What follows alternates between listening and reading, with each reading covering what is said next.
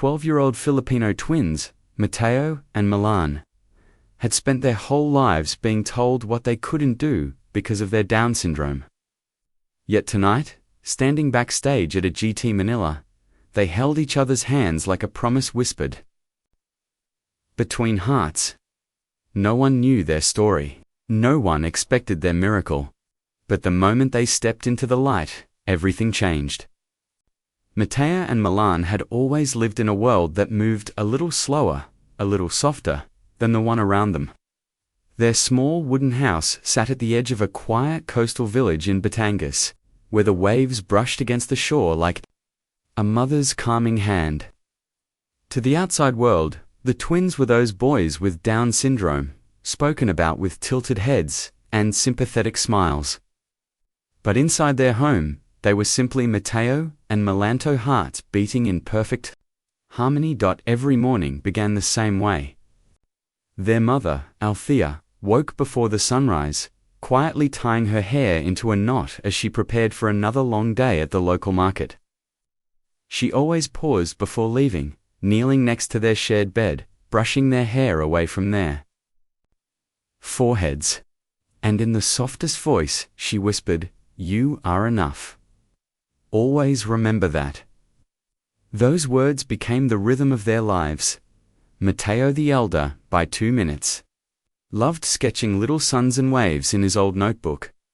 Milan loved music, tapping melodies on the dining table whenever he thought no one was watching. They were painfully shibboleth when they were together. They were brave in a way that felt almost magical. Their house was humble, but the walls held something rare, unconditional love. On most days, laughter echoed between rooms, light, warm, and full of innocence. The twins weren't loud children. Their joy was gentle. Like the calm after a storm. Like a sunrise that didn't need to announce itself. But life wasn't always kind. At school, some kids avoided them. Others whispered. A few laughed openly. The twins didn't always understand the jokes, but they felt them. Even unspoken cruelty has weight. Still, they never complained. They would walk home side by side, fingers interlocked, as if holding each other kept their hearts from breaking. Their mother would ask, "Boys, how was school?" Mateo would smile softly. "Good," Milan would echo, "good." And that was enough. But everything changed the day they discovered singing. It happened accidentally. A neighbor was playing an old love song on the radio, the kind with slow guitar and warm nostalgic lyrics. Milan hummed first, barely a whisper. Mateo joined in a beat later. Their voices were fragile at first, like thin glass, but as they continued, something extraordinary happened. Their tones blended together as if they were meant to be one. Their mother froze in the doorway, hands trembling as she placed her bags down. She had heard them speak. She had heard them laugh, but she had never heard them sing. Tears filled her eyes as she lowered herself into a chair, listening as her sons' voices lifted through the house like a quiet prayer. From that moment on, singing became their secret refuge. No stage, no audience, just two brothers, singing not to impress the world, but to comfort each other. And though the world often underestimated them, the truth was clear. Inside their tiny coastal home lived a harmony pure enough to move mountains if only someone would one day hear it. The dream began quietly, like most beautiful things in the twins' lives. One evening, Althea came home from the market, exhausted, her shoulders heavy from carrying crates all day. She placed her small earnings on the table and glanced at the tiny television flickering in the corner. At Manila auditions were playing. The camera showed children laughing backstage, families hugging, performers trembling with hope. Then Simon Cowell appeared on screen, giving his trademark half-smile as someone sang with trembling emotion. The audience rose, applauding wildly, Milan's eyes widened. Matteo leaned closer, whispering, "Mama, they sing." Althea watched. Her sons really watched them. Their eyes weren't just curious. They were shining with a dream too big to fit inside their small home. Her heart tightened. Could they? Should they? She didn't care about fame. She didn't care about stages or spotlights. She only wanted one thing: for her boys to be seen for who they truly were, not for the labels people placed on them. Maybe this show, this moment, could give them that chance. The next morning, without telling them, she walked to the Barangay Hall and borrowed a neighbor's old smartphone to fill out the AGT Manila audition form. Her hands shook the entire time. She wasn't scared of rejection, she was scared of hope. A week later, an email arrived. "Your audition slot is confirmed." Her breath caught. Tears filled her eyes. She held the phone like it was made of gold. That night, she told them. "We're going to Manila," she whispered gently. The boys looked at her, confused at first. "To sing," she said. And in that moment, something rare happened. Milan hugged her first, tightly, with all the quiet strength in his tiny body. Matteo followed, burying his face into her shoulder. She felt their hearts beating together like the soft drums of a promise. Finally coming to life, the journey wasn't easy. Their mother worked double shifts for a week straight, skipping meals just to save enough for the trip. She stitched up their old clothes, polished their tiny shoes, and whispered prayers that the world would be kind. When the day finally came, the boys wore matching white shirts, simple, clean, and a bit too big. On the bus ride to Manila, they clung to each other, watching skyscrapers rise outside the window like giants.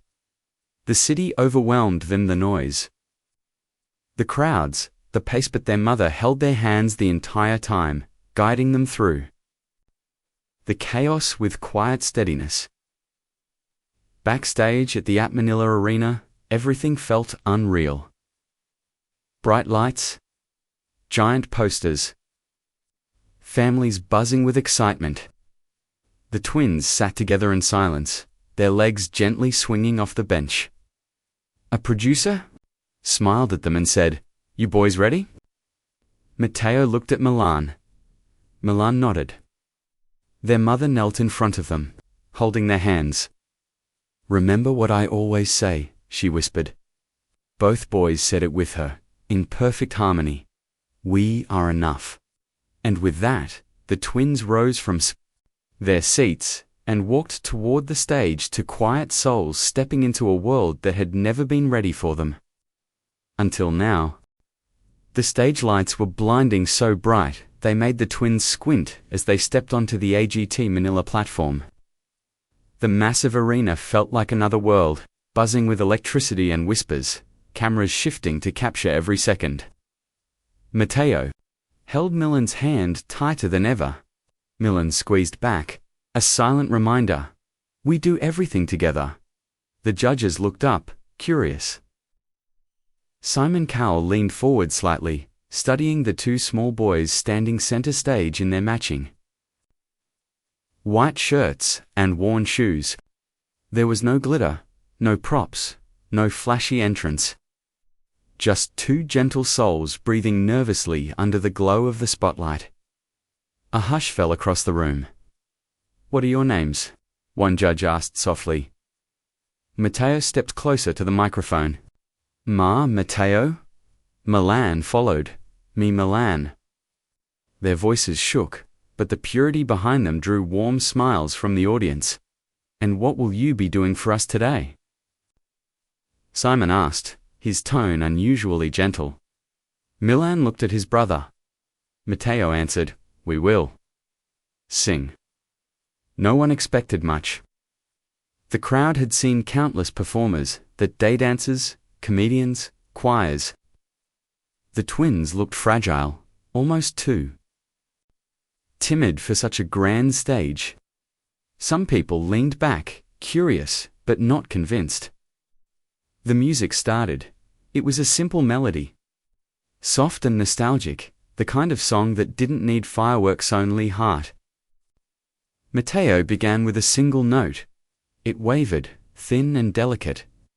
A few audience members exchanged uncertain looks. But then something extraordinary happened.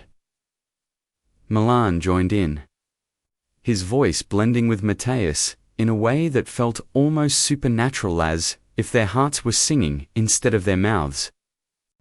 The harmony was imperfect, but emotionally flawless. Their voices intertwined like two streams merging into one river of sound. The arena fell silent, no rustling, no whispering, nothing. People leaned forward without even realizing it. As the song continued, their mother watched from backstage, hands pressed to her mouth. Every note felt like it came from the deepest corners of her son's soul's years of being underestimated. Years of quiet strength. Years of choosing kindness even when the world wasn't kind. Back then it happened. Matteo's voice cracked. It was brief, almost unnoticeable, but he froze, eyes wide, breathing fast. The pressure of the moment began to crush him. His fingers trembled. Before panic could bloom, Milan reached over and gently took Matteo's hand. He didn't say a word. He simply squeezed, soft, steady, reassuring. And then Milan took the lead. His voice rose, strong in its innocence, guiding Matteo back into the harmony. The moment wasn't rehearsed, it was instinct. It was brotherhood. It was love. The audience felt it like a punch to the chest. Simon swallowed hard, blinking rapidly. The camera zoomed in on his face, emotion gathering, where judgment usually lived. No critique. No skepticism. Just order. By the time the final note echoed across the arena, the room was so silent it felt sacred. Then, an explosion of applause. People stewed. Some cried, many held their breath, overwhelmed by the raw, unpolished beauty of what they had witnessed. Two boys. One voice of unity. A miracle that no one saw coming, and Simon Cowell, famously hard to impress, lowly rose too. His feet, eyes shining with something deeper than admiration. This wasn't a performance. It was a gift. Halfway through the song, the twins' voices began to swell, filling the vast AGT Manila arena with a sound that felt larger than the room itself. Every note was weighted with years of quiet endurance, with every whispered, "You are enough," their mother had ever said. The audience, who had been leaning forward in curiosity, was now leaning in with awe, holding their collective breath, as if afraid to break the spell. Then, just as the melody reached its most delicate passage, Matteo's voice wavered. His lips trembled, his knees bent slightly, and a tiny flicker of panic crossed his face. The spotlight seemed to shrink around him, the audience suddenly enormous. And the Musca river he had once swum in silence now seemed like an ocean he couldn't cross. Milan noticed immediately. He didn't hesitate. Without breaking eye contact, he gently placed his hand over Matteo's. There was no theatrics. No loud encouragement, just the soft pressure of a brother saying, "I'm here. We're in this together." And something remarkable happened. Matteo found his footing again. He inhaled, small but determined, and allowed Milan to guide him through the next lines. Together, their voices merged once more, this time richer, warmer, and more profound than before. What could have been a faltering moment transformed into something transcendent, an emotional crescendo powered by love, trust, and unspoken courage. The audience was utterly captivated. Some began to weep quietly, moved by the simplicity yet depth of what they were witnessing. This wasn't just about talent, it was about humanity, resilience, and the invisible threads that bind us to one another. Parents grasped their children's hands, strangers wiped away tears, and a few mouths fell open in disbelief. Simon Cowell, the unflinching critic known for his stone-cold demeanor, leaned forward in his seat. His hands tightened on the table. In front of him, his jaw set, his eyes reflecting both awe and an emotion he rarely allowed himself to show on camera. For a man who had seen thousands of performances, this two tiny boys, their hands clasped, singing from their hearts was unlike anything he had ever experienced. The song continued, now fully alive. Every note felt like a heartbeat, every harmony a bridge connecting the twins' world to ours. The audience could feel the bond between them, a pure, unshakable love that had carried them through every whisper, every doubt, every challenge. In their lives, by the final verse, the arena seemed to hold its collective breath.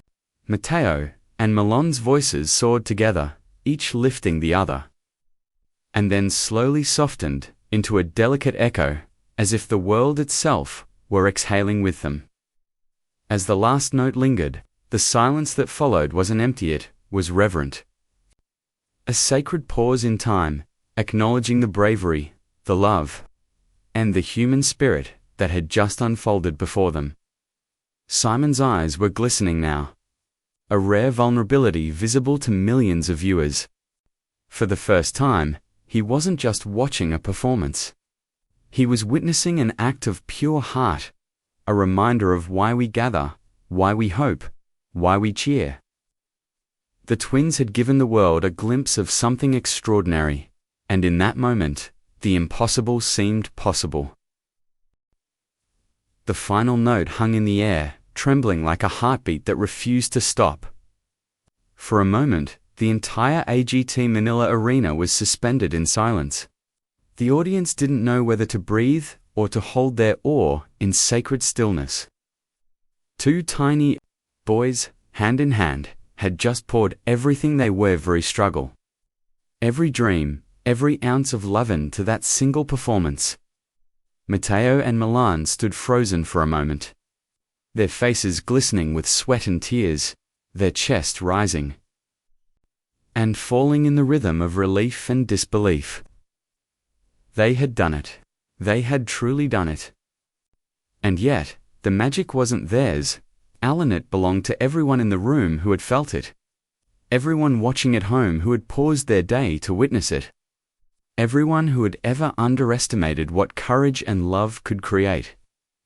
Then, the applause erupted. At first, it was a ripple, hesitant and shy, but it quickly grew into a tidal wave. Standing ovation after standing ovation, the audience clapping, cheering, and crying in unison. Some were wiping away tears, others were screaming with sheer joy. But all hearts were bound by the miracle they had just witnessed. Simon Cowell stood slowly, as if waking from a dream. His usual critical gaze softened into something rare and profound. His hands shook slightly as he reached for the golden buzzer. His voice, breaking for the first time on a televised stage, trembled with emotion.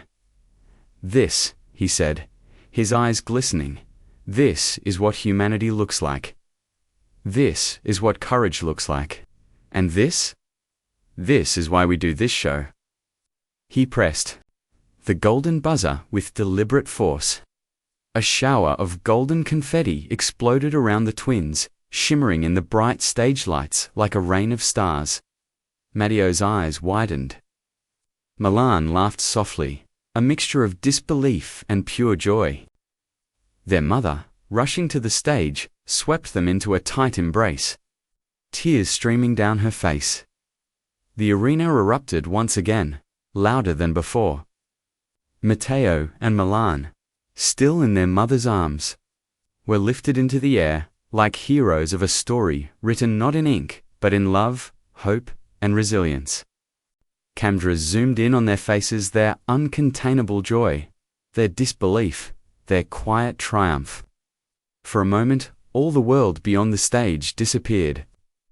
There was only this brothers, hand in hand, loved, seen, and celebrated. Simon stepped closer, crouching to meet their gaze. "You two," he whispered, "have just changed the world. Not with talent alone, but with your hearts." The twins smiled at him shyly, holding each other's hands tighter.